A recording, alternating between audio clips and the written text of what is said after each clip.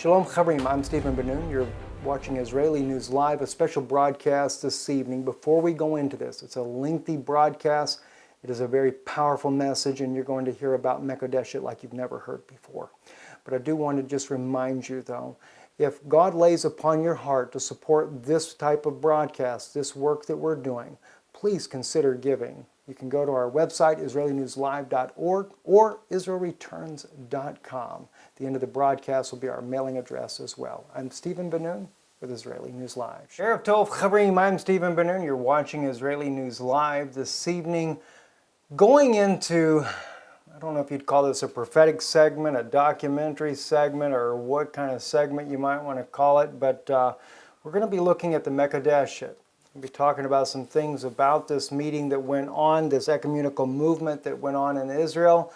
Back there in September, and of course we're still in September, but it ended on the 23rd, started on the 4th. We got there, probably around the 6th or the 7th there before I was able to actually start really digging into what was going on with this meeting in Israel. And so we have titled the message tonight, Mekudeshet, What You Don't Know About the Ecumenical Movement. And I think tonight it's going to open your eyes how serious this movement is, what's going on, and it's still going on. What was happening in Israel is only just a portion of the Mekudeshet, the meeting, the ecumenical meeting that the Vatican has put together. I want to share with you some very interesting things here. This happens to be here a picture my wife did, part of a video she was doing, but a picture she did.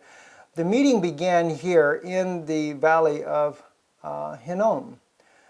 Very interesting valley, to say the very least. The building you see there in your background, you can barely see. I don't know if you'll be able to see my mouse going up there, but up there on the top there it has Amen written in 3 languages, Hebrew, English, and Arabic. And this was the house where they were holding the beginning of the meetings there of the 3 faiths, the Muslim, the Jewish, and the Christian faiths were all coming together. More so the Vatican, the Muslims, and the Jewish community. But not all the Jewish community was a part of this. It's just a select group that is involved in this. And most of those that are involved in it are more from the Jewish Congress that we hear about. But the Hinnom Valley is where my concern comes in. This was the very first thing that we caught when we first came in. In the beginning, we just thought it was a yoga class, but it was actually part of the ceremonial things that they're doing there in the Hinnom Valley. But maybe this next image here might just kind of help ring a bell, if it hasn't already rung a bell for you, what the Hinnom Valley was all about. Why is this valley so famous in the first place? Well, this happens to be where Israel began to offer up their own children unto the god Moloch. Moloch is believed to be derived from the word melech, which is king in Hebrew there, but it is where they would take the statue is made from steel. They would actually get the fire underneath the hands of this statue of Moloch so sizzling hot that when they would bring a baby child up there and put it onto the hands, the child would burn to death nearly instantly. And of course, there was all kinds of beating of drums and everything of this nature here. And of course, it actually comes from the Hebrew expression, Begeh bin Hinnom, which is the valley of the son of Hinnom, is where the name is derived from. But let me take you to the scriptural application of this horrible events that were taking place here. The Valley of Hinnom, Ahaz was 20 years old when he began to reign, and he reigned 16 years in Jerusalem, but he did not that which was right in the sight of the Lord, like David his father. He didn't do what his father did. For he walked in the ways of the kings of Israel, and I might get you to pay close attention to that. He walked in the ways of the kings of Israel and made also molten images for Balaam. Balaam, by the word, in modern Hebrew would literally mean husbands. If you say Bali, it means my husband. It's in modern Hebrew. And this is one reason why the word Balaam is used here, because God does say to Israel later in the book of Hosea, Lo ami. In fact, he has Hosea name one of his children, Lo ami. You are not my people. All right? Because why? They had taken Balaam for their God. But the prophet goes on, and we'll go into that a little bit later, when he restores Israel back, that they will say Ishi, which is my husband, but not like Bali. Bali is really, to me, is a very evil way of saying my husband, because it shows a betrothal to Satan himself, or any kind of deity other than the true God of Israel, the true God that we should all worship. The Yod-Heh-Vav-Heh, Hashem himself. Oh, we can go so many different ways with that. Anyway, again, 2 Chronicles 28:1 and verse 2, 1 and 2 we've already read. Verse 3, moreover, the burnt incense in the valley of the son of Hinnom, and burnt his children in the fire.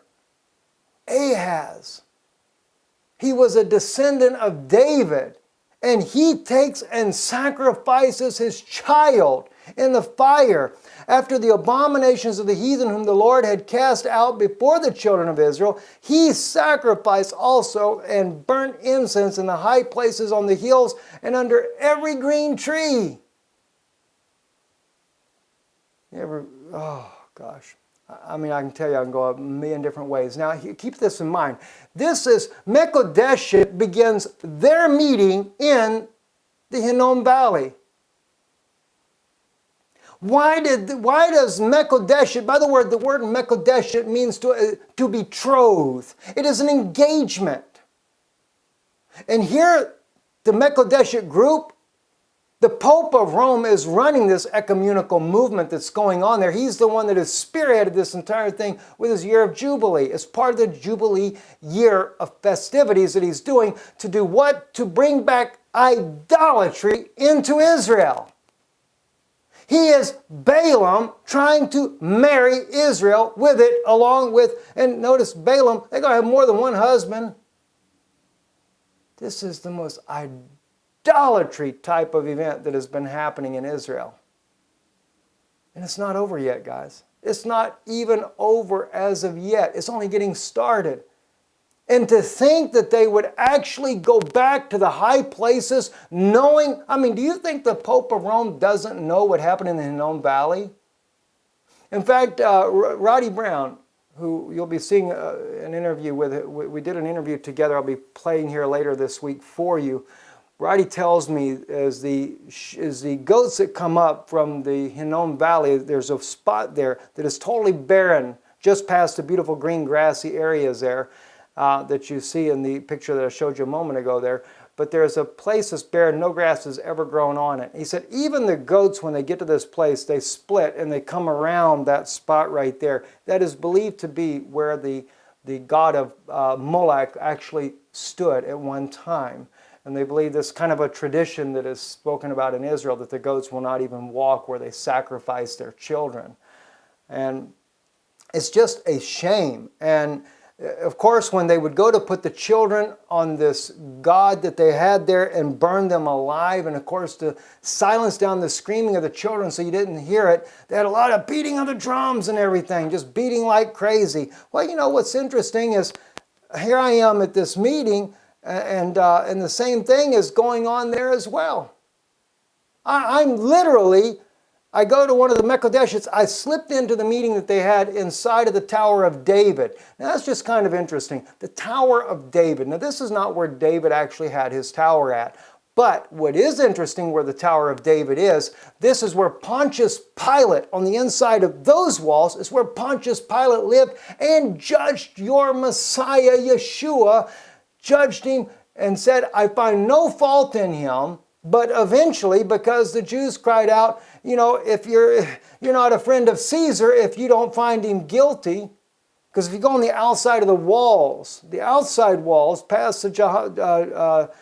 the Jaffa Gate there, and follow the outside of the Tower of David there, this is where Pilate actually come, and he stood, and he says to the people, I find no fault in him. And the people cried out and said, and it wasn't all the Jewish people. You have to remember, there were a lot of people that had just been celebrating. A lot of Jews that were celebrating already, saying, Hosanna to the King who comes in the name of the Lord. But according to some scholars, there's only a handful of Jews that came around that they had, some say they even paid them to cry out for his blood. So inside of that very center where Pilate would have judged him,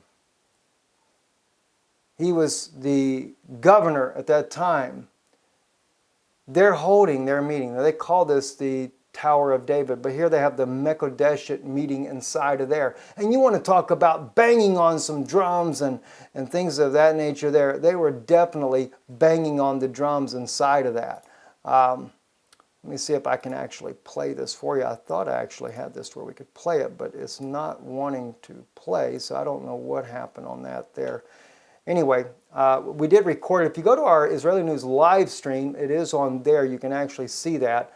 Wanted to share that with you guys. All right, anyway, let's move on. If you look at 2 Chronicles 31:1, Manasseh was 12 years old when he began to reign, and he reigned 55 years in Jerusalem, but he did that which was evil in the sight of the Lord, like unto the abominations of the heathen, whom the Lord had cast out before the children of Israel. For he built again the high places, which Hezekiah his father had broken down, and reared up the altars for Balaam. You see, you get a good king, and then you get a bad king. A good king and a bad king. All right? And made groves and worshipped all the host of heaven and served them. That's interesting, isn't it? What about that Lucifer telescope that Rome happens to have over in Arizona? Not saying anything, just kind of throwing a little thought for you to think about. And worshipped all the host of heaven and served them. And also he built altars in the house of the Lord, whereof the Lord had said, in Jerusalem shall my name be forever. And he built altars for all the host of heaven in the two courts of the house of the Lord. And he caused his children to pass through the fire of the valley of the son of Hinnom. There's more than 2 scriptures on this too, by the way. There's quite a few passages that speak about Hinnom, the Valley of Hinnom, and how evil this valley is. But yet the ecumenical movement wants to start right there. So what are they betrothing themselves to? If they're Mekudeshet, if they're going to betroth Israel to something, what are they going to betroth it to? The devil? Hell itself? Are they trying to bring Israel to hell with them? With all their idolatry and everything else? Maybe so. Maybe that's what they're trying to do. It'll take God to intervene to put a stop to this nonsense before Israel goes piling off into that. And I know, guys, we heard the news today that Shimon Peres passed away, and my condolences to his family. But I will say one thing that's very concerning to me as well. Shimon Peres started a lot of this. And I have likened him many times to the son of Ahab. Because God said Ahab actually repented in sackcloth and ashes. So he told the prophet Elijah that he would not bring this upon him, but upon his son after him. And Shimon actually brings idolatry back into Israel by making the covenant with Rome. And I know that many people try to say right now, I was looking at the news and the people that are speaking about him, the great statesman, he brought about peace. No, he brought idolatry back into Israel. Like Ahab married Jezebel, and Jezebel was what? See, that was bringing idolatry into Israel, which was the demise of the country to begin with. And Shimon did the exact same thing. He brought idolatry into Israel by marrying the Vatican and bringing the Vatican along with the Muslim faith and marrying them and bringing them into Israel. And I've always stated that Shimon Peres did just the same as Ahab and married Jezebel, and they're calling it a betrothal. Well, maybe finally it's now at the wedding feast. And I hear the Pope of Rome and Barack Obama are going to Israel for his funeral. And again, I've always said, I said about Shimon Peres from the very beginning, he's still a son of Israel. He has a time to repent, and I pray that he did. Because the Jewish people, according to the Word of God, are blinded to what's going on. So God does have mercy on them because they are blind. No difference in that in Prime Minister Netanyahu. He has done the same thing. anointed by Mike Evans to be the king of Israel, and yet he's sitting there coddling up to the popes of Rome. And even to Barack Obama, which, by the way, we posted it on Israeli News Live on our Facebook page. Did you happen to know that they're going to elect a new Jesuit general, something that has only happened 35 times in the history of the Vatican? Speak about the false prophet and the Antichrist. Maybe the Jesuit general himself will be the Antichrist that steps up on the scene. He is the black pope that runs everything in the background, although they did elect a Jesuit to the Vatican's papacy when they elected Pope Francis. I'm watching these things very closely. All right, let's continue on to our next slide here. Now, Gehenna, from the words, the Valley of Hinnom Gei-Hinnom. That is something that you may not even realize. I'm sure some of you do, and maybe you've caught on to that when the ecumenical movement in Israel began their meetings in the Valley of Hinnom, and if I'm not mistaken, they ended it in the Valley of Hinnom as well. But we see that the two Hebrew words were put together. Now, many times in the New Testament, we see the word hell, hell, hell, hell. It either represents the word Hades, which is the grave, or Gehenna, as you translate it, or is transliterated into the English language. Gehenna. Gehenna comes from the word valley, which is gay, or bagay, which is in the valley. Okay, Ben Hinnom is the son of Hinnom. But what happened, because so much evil was going on in this valley, the word became coined as Gehenna or Gehinnom, which is the Valley of Hinnom. But it has become also known as the gate to hell. And even Yeshua, I'm going to share with you an incredible thing that he said. I never thought about this before until the events that we see happening now inside of Israel with this ecumenical movement, with all this going on. Something incredible is happening there that I believe is prophecy spoken of by Yeshua that we have overlooked for 2,000 years. Watch, well, I'm sorry, I didn't even realize I had it up on the screen. So, Matthew 23:15, Yeshua says, Jesus, for those that don't know the name Yeshua, woe unto you, scribes and Pharisees, hypocrites, for you compass sea and land to make one proselyte, and when he is made, you make him twofold more the child of hell than yourselves. I put the word in there that he actually says in the Greek language, you make him twofold more the child of Gehenna than yourselves. Now, we realize that Jesus is talking about the scribes and Pharisees of his day, but I do believe that this is a compound prophecy. The scribes and Pharisees, the Pharisees of today, this Jewish Congress that we have today are the Pharisees of 2,000 years ago. And in this case here, the scribes could easily be applied to the Vatican itself, because it has been since Nicaea, Rome at 325, when Constantine put the hand of the authority of the Catholic Church for bringing about the Bible. So they are technically scribes. A scribe is someone that copies one book from another book from another book to another book. And by the way, we don't have originals other than what was found in Qumran. And even Qumran is a copy of a copy of a copy. But as far as the New Testament, we just have copies of copies of copies of copies. There is no original that we have anything from. But the scribes and Pharisees are hypocrites, and this marriage they're trying to conduct inside of Israel through this ecumenical movement, betrothal, right there in Hinnom Valley, the very gates of hell, where they sacrifice their children. I believe that Yeshua prophesied it. He says that you compass sea and land to make one proselyte. And that's what they're doing. The Jewish Congress and the Catholic Church, they're going all over the world just to try to get them one or two proselytes to follow along with this crazy idea of unifying a faceless religion. We'll go into that. And by the way, this picture on your screen here, that's why he says, you make him twofold more the child of hell than yourselves. Again, a compound fulfillment in prophecy you can look at that as being. Because why? If you have a betrothal, a marriage, you're going to give birth to a son. And if they give birth to a son, they make him twofold more the child of hell. Because why? They're going to take and offer Israel on the altar of Gehenna, right there on the altar of Moloch.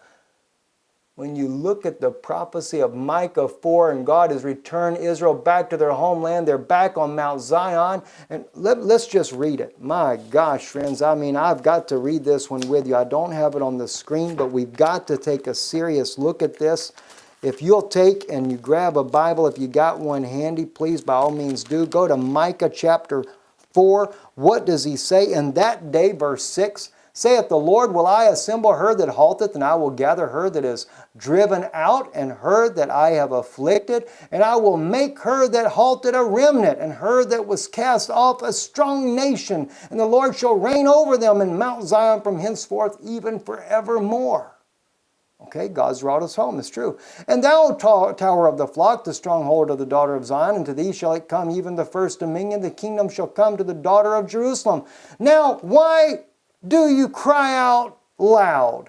Is there no king in you? Is your counselor perished? For pains have taken thee as a woman in travail. Be in pain and labor to bring forth, O daughter of Zion, like a woman in travail. For now shalt thou go forth out of the city, and thou shalt dwell in the field, and thou shalt go even to what? Babylon. There shalt thou be delivered. There the Lord shall redeem thee from the hand of your enemies. You know what? For us to be pushed out of Jerusalem, there's going to be a pretty nasty thing that's going to happen to our people there. I believe they're going to offer our people up just like the kings did years ago, and put, like King Ahaz did, not Ahab, but Ahaz, he took and offered up his son on the altar and burn him on the Moloch altar there in the Valley of Hinnom. And this Mekudeshet meeting that they're doing right there, right now, I believe is prophetically prophesied. Yeshua, I believe, said this in a compound fulfillment right here of Matthew 23:15, that the scribes and Pharisees are hypocrites, are compassing the sea and land to make one proselyte. It'll be a child twofold more of Gehenna. It's not Hades in this case here, but Gehenna than yourselves. And what's going to happen? This wicked and evil government that they put in place over the people of Israel. Israel doesn't need a king. That's where we went wrong. We went wrong when God knowed good and well. He gave us Samuel the prophet, but Israel wanted a king. Well, we got a godly king, but not all of them are godly. Remember that. We also got an Ahaz and an Ahab as well. Yes, we had a good one. We had Solomon. We had David. We had Hezekiah. But we had a lot more evil ones than we've had good ones, and it ain't no different today as it was back then either. They all serving Balaam. They're still serving Balaam in Israel today. They're still bringing idolatry in Israel today. And God's got to bring judgment in order to be able to drive out that evil government that's in Israel today. And I know many people love Prime Minister Netanyahu, and I'm not saying that he's a bad guy. I don't know. His colors will show. Right now, though, he is sucked up to Obama. And let me tell you something, and I'm going to have to call it just like it is. When Donald Trump takes that man into his own office and tells him that he would recognize Jerusalem as Israel's eternal capital, and then Prime Minister Netanyahu comes out and has the audacity to make the statement, it doesn't matter who the president is, that tells me he would sell our people out to Balaam. God have mercy on the Prime Minister for doing such an evil thing. You should have embraced that man. Now, I don't like the people that Donald Trump has surrounded himself with, by no means. I do not. I do not like that he surrounded himself with Kenneth Copeland and his wife and a lot of the other Jesuits, and maybe Donald Trump doesn't know that they're Jesuits. I don't know. But the thing is when Prime Minister Netanyahu, when that man said he would recognize Jerusalem as the eternal capital of Israel, and then you would actually be willing to say it doesn't matter? It does matter. Maybe Israel ought to be doing like they did over there in Hungary. Drive out the Rothschilds out of the country. Drive out the Rothschilds like they did in Russia. Drive them out like they did, I believe it was in Iceland as well. Rothschilds wouldn't like that too well, would they? You know, the true Jews that are there are that little group there, the Orthodox and perhaps those Russian Jews that are there as well. No wonder why sometimes I've heard people write me and say to me, even like in some of these Arabic states, they say, we're not against the Jewish people, we're just against that evil government. You know, and there's been some good men, good women that have run for office there, but you know, they got drove down, they got pushed down to where they couldn't get into office. Why? Because Rome has got their thumb on that office. They control what goes on in Israel. Prime Minister Netanyahu, let me say this with all respects to you, my brother. You don't have to have their money. Don't you know? Let me read to you what Micah said. I'm hoping you'll listen to this. I know that Rabbi Yehuda Glick listens to these messages from time to time. And speaking of Rabbi Glick, let me also mention Rabbi Tovia Singer. I know he listens as well. In fact, you know how we know Rabbi Singer listens? I sent Rabbi Singer, we're friends on Facebook. We've communicated a long time. If I write him, he'll write me right back. Vice versa. If he writes me, I'll write him right back. Somebody wanted us to debate one time. Rabbi Singer has obliterated the Christian community, scholars and all. Only Dr. Brown did a halfway decent job with him when he was on the program there with Sid Roth. And I know Sid as well. I've met Sid, sat right there in his office with him. And Sid would have had me on his program if it wasn't for that group in there that he's got there that has some issue. They don't like, because I guess I tell it like it is. They don't like that. They're not interested in someone that tells it like it is. But Tovia Singer has also been, ever since I sent him a video about Rome and what they're doing and how they're fulfilling scriptures in Obadiah, Tovia started preaching that same message. The only thing he doesn't tell you is what I told him about Yeshua being the Messiah. He knows where I believe on it, but he doesn't see that as of yet. Y'all pray for Tovia Singer. I believe he's kind of like Paul, persecuting the church, but eventually he'll believe. You know all Tovia needs? He needs to know who Yeshua really is. Not the Vatican version of it, but the true Yeshua. He needs to have his own Damascus Road experience. And Rabbi Yehuda Glick, I know he listens to the program because he said so. He told me so. And I would say this here to Prime Minister Netanyahu. You don't need the army. Let me take you to Micah 7. It says right here, verse 11, in that day that thy walls are to be built, in that day shall the decree be far removed. In the day also he shall come even to you from Assyria, and from the fortified cities, and from the fortress even to the river, and from sea to sea, and from mountain to mountain. They're going to invade your land. You know they are. Is that why you're building up all that military up there on the Golan? I haven't shared that with you guys here on Israeli News Live yet. I've got footage after footage after footage. You would not believe the number of tanks that they've sent to the Golan. Brother Begley, I say it to you too, my brother. What you and I saw was nothing compared to what I've seen up there in the Golan now. And even when I was leaving Israel, still tank after tank after tank being taken up to the northern Golan. They know they're coming in. Prime Minister Netanyahu, don't do like Ahaz did. Don't offer the children of Israel up on the altar of Balaam there, the altar of Moloch. You know, it's interesting that it was called, they served the god of Moloch, because why? Like they said, the word is derived from the word king. Would the king of Israel be willing to offer up his people as a sacrifice in order to drive them out of Jerusalem? Let me tell you what God will do. He says, notwithstanding the land shall be desolate because of them that dwell therein, and for the fruit of their doings. Now, I've been saying that that's Syria. And that's exactly what we see going on civil strife, thanks to Obama and what he's done there. But you know that could also have a compound meaning. That could also apply to Israel. Notwithstanding, the land shall be desolate because of them that dwell therein. Remember the sons of lawless inside of Daniel 11? The sons of the lawless of your people will try to marry the vision, but they'll fail. They'll fall, they'll stumble, whatever you want to translate it like. But watch this, Mr. Prime Minister Netanyahu. Feed your people with the rod, the flock of thine heritage, which dwell solitarily in the wood in the midst of Carmel. Let them feed in Bashan and Gilead as in the days of old. According out of the land of Egypt will I show unto him marvelous things. The nations shall see and can be confounded, and their might they shall lay their hand upon their mouth, and their ears shall be deaf. You know, friends, listen, I know we're about to see a third world war go on. Those of you that have been following, I know it always seems like gloom and doom. But you know what? That's a scripture that even the believers ought to take comfort in. God's going to send these two witnesses.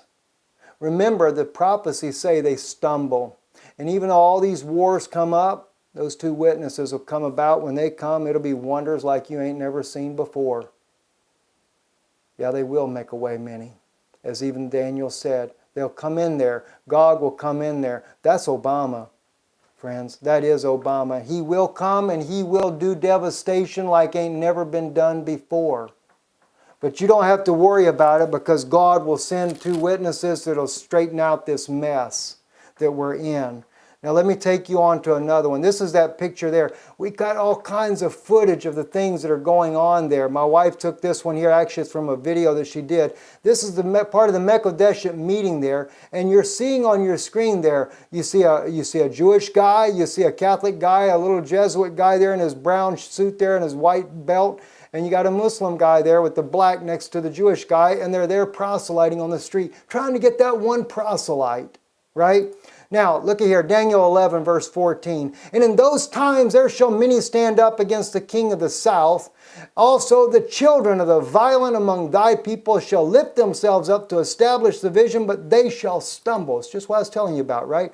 Now look at this. I want you to look at this really good here. I translated it literally right here. Listen, where you want to look at right here is the yellow part here on your screen. Uvane paratzi amcha. And paratzi is, the root in there, the pari is lawless. All right? So, and the sons, that's plural, paratzi amcha, of your people, the angel Gabriel speaking to Daniel, your people are going to have some lawless sons. Right? Not just one. It's not just Shimon Peres, guys. And it's not just Reuven Rivlin, who's also picking up on the Mekudeshet thing as well and carrying on with the legacy of Prime Minister Peres. But he says here, Inasu la ha'amid chazon. Chazon is the vision. See, nasu, it's not used very often for the word marry, but it is to marry. And they will marry, they're going to marry to stand up, lahi amid. That's like to stand up or to take a stand. They're going to take a stand for this marriage of the vision. In other words, they're going to try to marry the vision. So I translated it here. The sons of the lawless, or robbers, of your people will try to marry the vision, but they shall stumble. You see, guys, it doesn't happen. It doesn't come to pass. Now, let me show you, though, these sons of the lawless. By the way, everybody in the family's got the flu, guys, and so I apologize here. My nose is going nuts. My son, my daughter had it really bad in Israel. She's starting to get over it. But I've just got a lot of cold medicine in me to try to deal with this. All right. This happened here Monday. It was carried on Vatican radio here. What you're seeing, I know it's a very blurry image for you guys, but yes, it appears to be inside of Rome from what I can tell by the picture. I've seen several pictures before like this. And this is the Jewish Congress. These are the sons of the lawless of your people that Daniel speaks about. Shimon was just the beginning of it. The sons of the lawless are these here that don't know how to keep God's word. Doesn't know how to keep God's promises, His laws that God gave Moses on Mount Horeb. No wonder why in Malachi chapter 4, chapter 3 for the Jewish Bible, because we don't have a chapter 4, it just runs continuously there. But it says in there that what? Remember ye my servant Moses and the laws and statutes from Mount Horeb. Then he says, behold, I will send you Elijah the prophet. He sends them both, guys, both. Now, let me read to you what it says about this meeting here. Pope Francis meets with World Jewish Congress. This is on Vatican Radio, September 27, 2016. Pope Francis met with members of the World Jewish Congress on Monday evening. An article published on Tuesday by the Vatican newspaper, the Osservatore Romano, highlighted how how that Pope Francis spoke about a series of issues pertaining to interfaith relations and the current migration crisis on the European continent. Europe often forgets that it has been encircled by migrants. Pope Francis said, Europe is closing itself up, Europe is lacking creativity, Europe has a failing birth rate and problems of high unemployment. Oh, I get it. So have Obama go to the Middle East, he's your army, he's your Roman soldiers. Remember the Apocalypse of Thomas speaks about that you'll go bankrupt because of your Roman soldiers. So yes, I see where you're going bankrupt. Everybody always says that, that Russia has a reason to come down to Israel, that they're the Gog of Magog, and it's Russia that comes down because of all the sanctions. Russia happens to be nearly debt-free. The United States is $20 trillion, nearly $20 trillion in debt. The IMF knows the gig is up. The US dollar is practically worthless as can be. All we did is print trillions of them, and we're paying our debts with worthless money. Okay, so yeah, they have bankrupt the Roman soldiers. The Pope uses NATO forces to do his battling, and he's bankrupt now with them. All right, so the one that has the reason to go down there and take the spoil from the Middle East happens to be Barack Obama. And the scripture says that he will go there to make away many. It also says, Ezekiel 38, he has no regard to life whatsoever. Now they're trying to make it look like in the media what's happening there in Syria, that it's Russia and Syria using phosphoric and incendiary devices on the people, when in reality, notice it always happens at night. But isn't it strange how the United States has sold phosphorus weapons to the Saudis and also to the Turks, and the Turks and the Saudis both have been smuggling them in. We already know that the Saudis have been using it in Yemen, and as well they're using it inside of Syria, and it can be shot from whether it be a tank shell, whatever the case may be. They send those explosives over there, and they're killing all these children. They could care less about life, period. Anything they can do to make it look like the other guy is bad and to demonize the nation. And I've already shared with you, you've already seen Dr. Henry, I forget his last name, Windorf, I believe is how you say his name, and also several other people that went to Syria and saw firsthand. This was an American delegation that spoke at the United Nations that clearly said we have a media propaganda being done in America, disinformation, to make us believe that Bashar al-Assad is some kind of evil guy when it's actually Obama doing it. It's terrible. They won't get many points with the Pope, that's for sure. So Pope Francis also spoke about the migrant integrating into their new surroundings, which he called important. The people who committed the terrorist attacks in Belgium were not properly integrated. Oh, that's how you do it. Okay, he said. Pope Francis also reiterated a good Christian could not be anti-Semite and said Christians and Jews must speak out against brutality in the world. We need more friendliness and kindness, and we should not be afraid to speak out against brutality, the Holy Father. Oh gosh, forgive me, Lord, I didn't mean to say that. Pope Francis said. We should go on a joint journey together to make the world more secure. We need to speak out for peace. One world religion, new world order. Looks like Pope Francis is right there at the top. What about that new Jesuit general coming in? Is he going to be the Antichrist? Pope Francis is going to be the false prophet? Many of you always write me and tell me, Pope Francis is a false prophet, not the Antichrist. Well, he is Antichrist by nature. He is an Antichristo. taking the place of Christ. That's what antichristo means, not against Christ. It is a substitute for Christ. I believe he plays both parts, but it's just interesting about this Jesuit general. The World Jewish Congress includes the heads of the Jewish communities in Europe and the Americas, and a light in the upcoming Rosh Hashanah holiday. Pope Francis wished the Jewish world a happy new year. Sure. Daniel 11:23. Let me remind you of this one here. And after the league made with him, he shall work deceitfully, for he shall come up and shall become strong with a small people.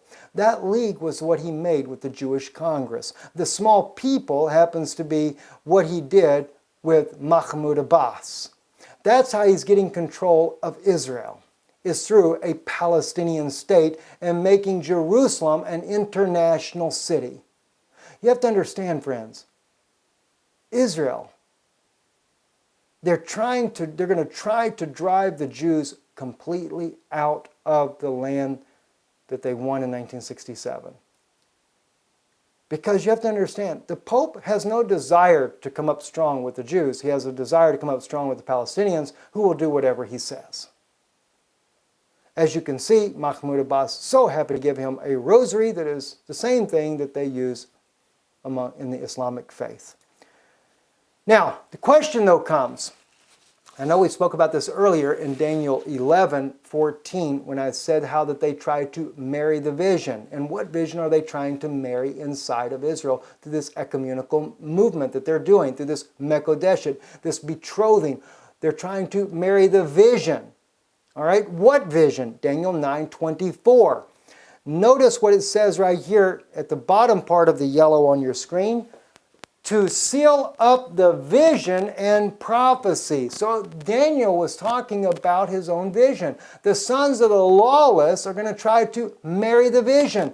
That's what this whole ecumenical movement is all about that's happening inside of Israel that just finished up on the 23rd. And it's not the last one. It was only the first one they're going to do. But what does he say? 70 weeks are determined upon thy people and upon thy holy city to finish the transgression, to make an end of sins, and to make reconciliation for iniquity, and to bring in everlasting righteousness, to seal up the vision and prophecy, and anoint the most holy. They're trying to do that. This is why Pope Francis did this year of Jubilee, and he's called it a reconciliation. All right? Now, that's part of this Mekudeshet movement. Watch what he says here. Jubilee audience, holy year for reconciliation with the Pope. I ain't going to say what they say. This happened back in March of 30th, 2016. Vatican City, April 2016. Sorry, April, not March. At the 5th Jubilee audience held this morning, St. Peter's Square, Pope Francis spoke about reconciliation, an essential aspect of mercy. The Pope noted that God never stops offering us forgiveness. Often we think it is our sins that distance the Lord from us, when in reality it's by our sins that we draw away from Him. A common way of saying this is that when we sin, we turn our back on God. The Pope, however, emphasized that Jesus, the Good Shepherd, is not content until he has found the lost sheep.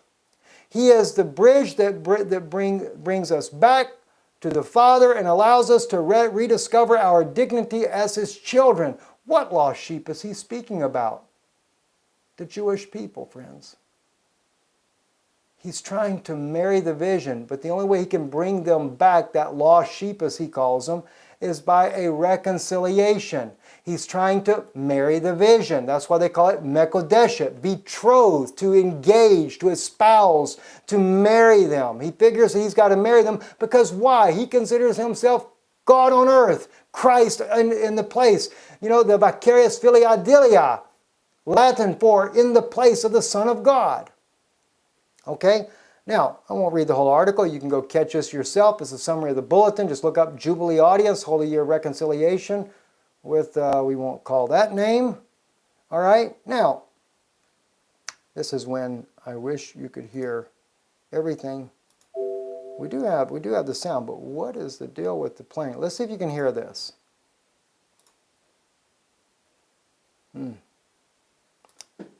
There we go. Listen to this. This is on the Mekudeshet website. I'm going to turn it up. I want you to really hear this good. All right? You hear those drums? All right, let's play it one more time. Now you may not see the images very well, so I'm going to blow one up for you. Hear those drums? Now think about the Valley of Hinnom. Okay, think of the Valley of Hinnom. Remember what I told you about what happened there when they offered up the children on there as a sacrificial altar? They played the drums. Isn't it interesting they're using that as their theme music there? Drums, really hitting it loud so they can drown out the cries of the people. All right, here's another one. I want you to watch this closely here. This right here, notice that there. Let me pause it. Let me pause it. You see this group here, they're sitting around a table. This is one of the reasons why we know they're trying to marry the vision. We know which vision it is they're trying to marry, the reconciliation. When me and my wife were trying to find the different events, and it was not easy, but we found them. We were on our way to the Scottish church at a different event that was being held called Life and Death. We ran across this sign in front of the YMCA, the Mekudeshet.com. It's Mekudeshet,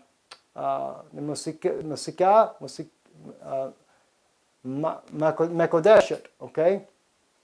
Now, this was happening at the YMCA. And as we went up there, the YMCA is more to the right here. This here happens to be the basketball court there. We weren't going to the basketball court. We just saw the signs Mekudeshet in front of the building along with different itineraries of events that are going to be going on in Jerusalem during this Mekudeshet ecumenical movement. So we decided to go see if it was going on in the YMCA. Well, the guard there said, no, it's actually happening down the street at the Scottish church. So we cut across the grass there to kind of save the walking distance because we're carrying so much cameras with us. And a man comes running across the lawn to stop us. What are you doing? What are you doing? Well, his name was, I think, let me see, this one here. Whoops, sorry. I don't think you're going to get to hear this one either here. But this is where my wife did, on Israeli News Live, she did an excerpt about this. And there was a guy, I think his name was Eli, if I remember right. Maybe wrong in his name. But he was supposedly like producing this part of the Mekudeshet event. He was over it. And we said we were looking for the Mekudeshet event. He says, well, it's actually here. But this was one that was not supposed to be known about. Or maybe it was known, but it was not really necessarily open to the public. But we asked him, we showed an interest in it. We didn't say why we had an interest in this, but we showed an interest. So he was kind enough to allow us to take a peek inside. But there were 4 people down below that were kind of guarding the event. One was a security guard and a few other women there as well. And they were very nervous that he was taking us up to peek inside. And they were telling him, no, you can't do this. But he said, it's all right. He kind of calmed them. They didn't like it anyway. We went up the steps there. And when we looked inside, that's when we saw these groups here that you saw here, which I have to get it to that place where you can see it. We saw people sitting around the tables like you see in this picture here. But at the time we were there, it was very quiet. They were all writing on pieces of paper, as you can see on the table here, the paper and stuff that's there, laying there. There was maybe a dozen tables inside this building. They were Jews, Christians, and Muslims. And my wife began to press this man for questions. She wanted to know, why were they meeting here? Well, one of the things that he told us that was very strange, he said, this is a faceless meeting. In other words, we're not here serving the God of Israel or Jesus or Allah. We are here with no religion whatsoever. It is a faceless gathering, as he called it, but we're serving some kind of entity. Well, they're serving Baal is what they're serving, or the god of Moloch. All right, that's what they're actually serving. But the point is, she pressed him for answers, and he tells her, because she asked, what are they doing? This is weird. In fact, when they saw us step in front of the door, the custodians inside, they got nervous. And they tried to tell him, no, no one can be seeing this. But we got away with seeing it just for a few seconds there, before one came and slammed the door. As soon as I brought a phone up to try to get a picture of this, they slammed the door shut. But he tells us, and then he's getting nervous by this point because my wife's really grilling this guy. But he says they are confessing their sins to one another. My wife couldn't what do you mean their sins? I realized what he meant. They're trying to bring about the reconciliation of their sins from, in other words, what the Christians have done to the Jews have done to the Muslims. They're all confessing one another. What is the Pope trying to do? He's trying to marry the vision. He's trying to marry Rome with the Jews. That's why he said he's going after that lost sheep. He's trying to bring them all back under a faceless religion. But it's the god of Moloch. That's why they started in the Hinnom Valley. Now, let's move forward with this now. Notice the compound prophecy in Yeshua's words here. Woe unto you, scribes and Pharisees, hypocrites, for you compass sea and land to make one proselyte. When he is made, you make him twofold more the child of hell than yourselves. There is your Gehenna. There is your Valley of Hinnom. And the scribes and Pharisees of today, the Pharisees are the Jews. The scribes, well, in the old days when Yeshua was here, it was the scribes that were rewriting the Old Testament, recopying the Torah, or recopying the prophets, the case, whatever the case may have been. All right? And the Pharisees were the Orthodox community of that day. And Yeshua says, he calls them hypocrites, but he says, you can pass sea and land to make one proselyte. In modern days, they really do that. They're going all over the world just to try to get them a few proselytes there inside of Israel to marry this vision. But what kind of vision are they marrying? What kind of demonic system do they have there? Here it is. I wanted you guys just to get a little brief look. This is Mekudeshet.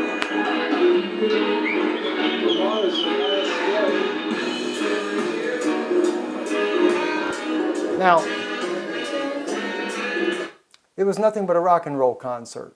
One rock and roll concert after another, which reminded me of something that happened to me when I was very young. Before I started serving the Lord in earnest, I was about 14 years old. My sister took me to a concert with her boyfriend. She was 16 at the time, her boyfriend, 17, 18. We drove to Mobile, Alabama to a rock and roll concert. It was Boston. When we got there, I remember seeing everybody drunk and vomiting and things like that, and I just felt totally out of place. But we set up way up in the balcony, and a strange thing happened to me. I had one of my earliest visions at that time, 14 years old. And I was drawn back as if I was pulled from my body, and I heard a voice speak to me and said, "Look around, and what do you see?" And I looked around, and I looked at the people, and I heard the music, and I didn't say anything. I just watched. The vision left me. Years later, I was inside a Pentecostal church. A girl that was my neighbor, we were friends. By this time, I'm about 16, 17 years old. And she invited me to her Pentecostal church that she goes to. And nothing against the Pentecostal people. I don't mean anything against it by saying this. I'm just telling you what happened. And it was United Pentecostal. I remember that. And I'd never been in a service like this in my entire life. When we went in, the people were running and screaming and shouting their hands up. And I'm not against praising the God or nothing like that. But she knew it was kind of a shock to me, and she told me, she said, "It'll probably shock you what you're going to see." So we went up into the balcony, and we sat up in the balcony. And suddenly the same thing happened to me there as happened to me when I was 14. I went into like a vision. And I was like I was pulled from my body, and I heard a voice speak to me again, the same voice that spoke to me when I was 14, and said to me, "Look around you. And what do you see?" And I looked at the people, and I listened to the music, and then the voice said, as he reminded me and showed me what had happened 2 years earlier, he said, "The Spirit is the same, only the words have changed." I thought of that when I went inside of this. Now, here's something I wanted to share with you guys, though, because something I don't really know about. I photographed a lot of the images that they had playing. They were doing the light shows on the walls there And I'm not very good at knowing what images mean, except one really got my attention. I'm going to show that to you in a moment. But I wanted to show you some of the different types of imagery here. In the event, maybe some of you recognize this imagery and it makes sense to you of what it is, and you can make comments in the comment section and tell me. But this next one I'm going to show you really got my attention. This one here. And I don't know how well you'll be able to see this on your screen, but when I saw this image here, I couldn't help but think of CERN. It looks just like the CERN when they show you the photographs of that round disc and the different coils of wires at a Mekudeshet meeting. This meeting got so strange, friends, that even this part here, again, now this time here they're not in the Hinnom Valley, but they're near the Knesset. But it says, it was a short stroll from the bird observatory to the Sacre Park where stools and mats awaited the group, the Mekudeshet group that is. Everyone was served shots of Turkish coffee or tea with a slice of cake while listening to the story of Yitzhak Smith, an American-born transgender religious woman who spoke about her 40-year search for her true self. I don't think we have to go anywhere with that. You already know the scriptures on that, both Old and New Testament.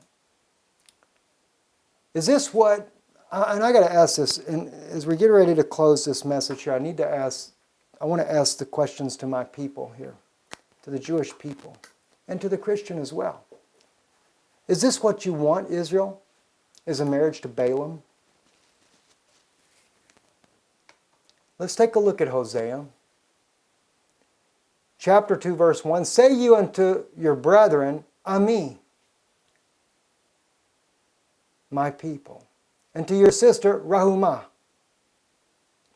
Plead with your mother, plead, for she is not my wife, neither am I her husband. Let her therefore put away her whoredoms out of her sight, and her adulteries from between her breasts. Lest I strip her naked, and set her as in the day that she was born, and make her as a wilderness, and set her like a dry land, and slay her with thirst. And I will not have mercy upon the children, for they will be the children of whoredoms. For their mother hath played the harlot, she hath conceived them, hath done shamefully, for she said, I will go after my lovers that give me my bread, and my water, my wool, and my flax, mine oil, and my drink. I'm starting to see that a lot, even with our government in Israel today. Therefore, behold, I will hedge up thy way with thorns, and make a wall that she shall not find her paths. Do you realize that was a prophecy of Yeshua? When he says, I will hedge up your way with thorns. When they put the crown of thorns on Yeshua's head, it was a sign to Israel. One, it was prophesied by Hosea that he was going to hedge up their way with thorns. Because what did Yeshua say? I am the truth, the way, and the life. He is the way. But they hedged it up. They put a crown of thorns on him instead. And so therefore, they make a wall that she shall not find her paths. You couldn't find the true way because you hedged up the way with thorns. And God did it also as a sign to Israel, because why? When God spoke to Moses in the wilderness journey, he spoke from the midst of a thorn bush on Mount Sinai. By the way, the word Sinai means thorn bush. Eitz Sinai. And from the Eitz Sinai, the angel of the Lord which was the presence of God. The angel only represents the form in which God was using to speak to Moses through, which was the pillar of fire. And when Yeshua came down, Yeshua was basically like he's not an angel, but you know what I'm saying? In other words, it was a body like that pillar of fire. And it was God speaking from the midst of the thorn bush, the crown of thorns that was on his head, trying to get Israel's attention to recognize that he truly was the Messiah. And then here we have Hosea prophesies, I will hedge up your way with thorns.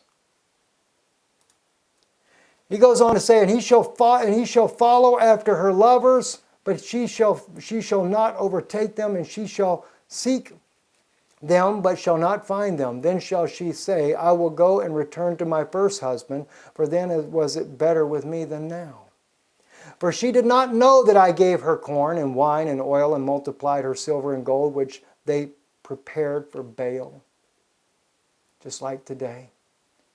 Israel, are you just going to take and prepare what God has given you and give it to the Pope of Rome? Is that your husband? Remember, Baal is husband. Bali means my husband, Baal. Therefore will I return and take away my corn in the time thereof, and my wine in the season thereof, and I will receive my wool and my flax given to cover her nakedness. And now will I discover her lewdness in the sight of her lovers, and none shall deliver her out of mine hand. I will also cause all her mirth to cease, her feast days, her new moons, her Sabbaths, and all her solemn feast. That's what we went through for 2,000 years. It all ceased. And I will destroy her vines and her fig trees, wherefore she has said, these are my rewards that my lovers have given me, and I will make them a forest, and the beasts of the field shall eat them.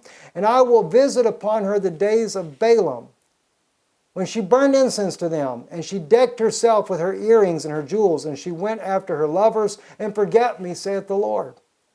And I will give her vineyards from thence, and the valley of Achor for a door of hope. And she shall sing there, as in the days of her youth, and as in the days when she came up out of the land of Egypt. Do you realize that Hosea is prophesying about even the Mekudeshet event? He brings her back. I will visit her upon the days of Balaam. Right, when the Pope of Rome is trying to do this engagement with you. But remember, he tries to marry the vision, but he stumbles.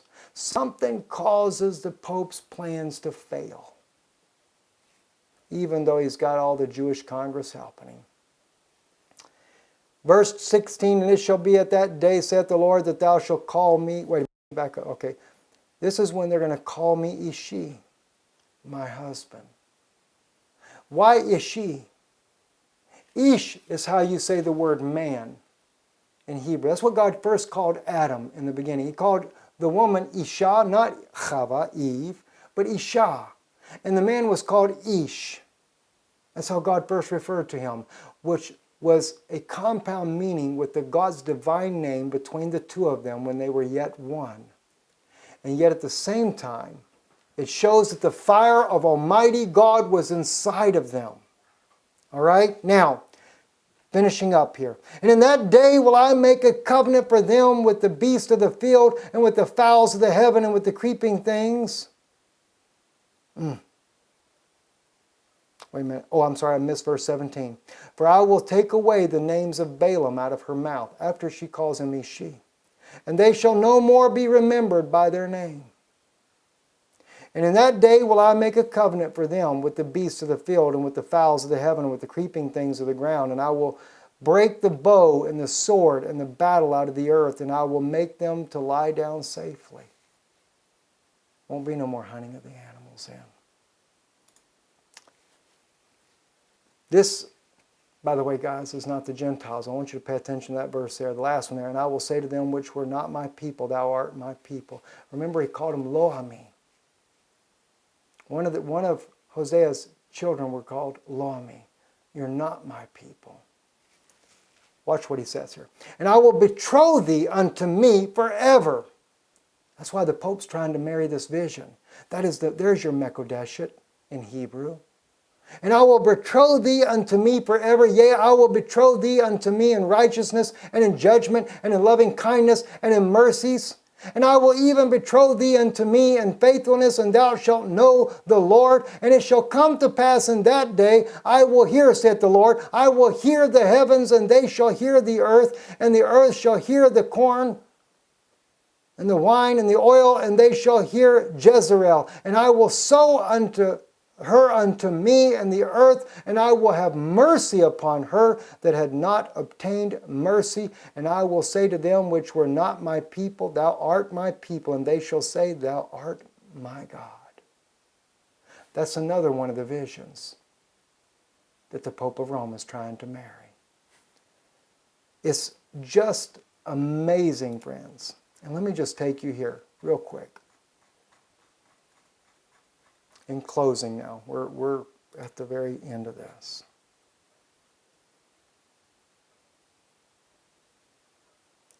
Just bear with me 1 second longer. Hosea here, chapter 2 right here, right?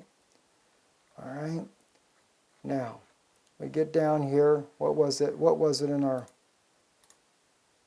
All right, see, verse 19. All right, so let's jump back over here. Let's go all the way down here to verse 19. See?